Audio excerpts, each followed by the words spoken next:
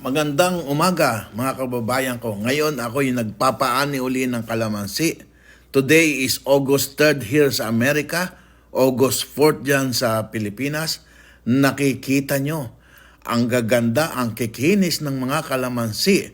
Kaya kayo ay tinatanong ko kung gusto nyong mag kalamansi picking, ma-experience dito sa Green Hubs Farm or sa Nature Beach Farms. Nakikita nyo ang gaganda ng mga kalamansi.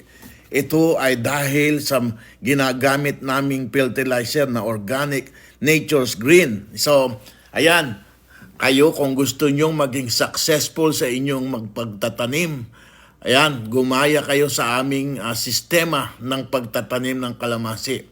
Kita nyo ang gaganda ng bunga, ha? Wala pang 1-year-old yan. Napakalaki na. Almost 6 foot na. Dalawang klase ito. Merong regular at merong dwarf o yung pandak. Sinadya namin to para sa mga kalamansi picking para pwede nyo dalhin ang mga anak ninyo. Family affair, ika nga, family gatherings, kalamansi picking kayo. Ito yung staff ko. Ano? Ngayon ay August 3rd dito sa California. Diyan sa Pilipinas ay August 4th.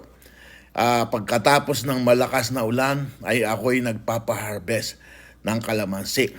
Para ito sa local, para diyan sa Mamburao dahil organic.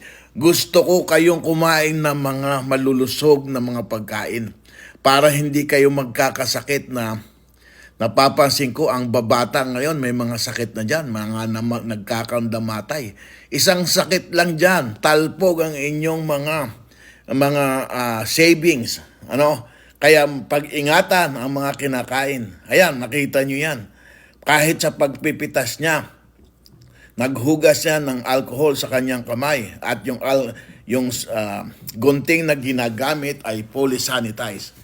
Nakikita nyo, nakabota yan. Nakabota, yan ay standard protocol dyan sa Nature Beach Green Hub Calamansi Farm.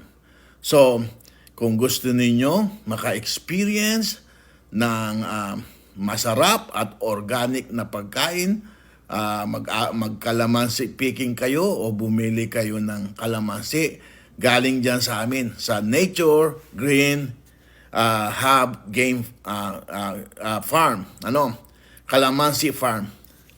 Again, ito ang napakadami at napakakinis na kalamansi dito sa Nature Beach Calamansi Farm. At ang ginagamit namin ay Nature Greens Organic Fertilizer.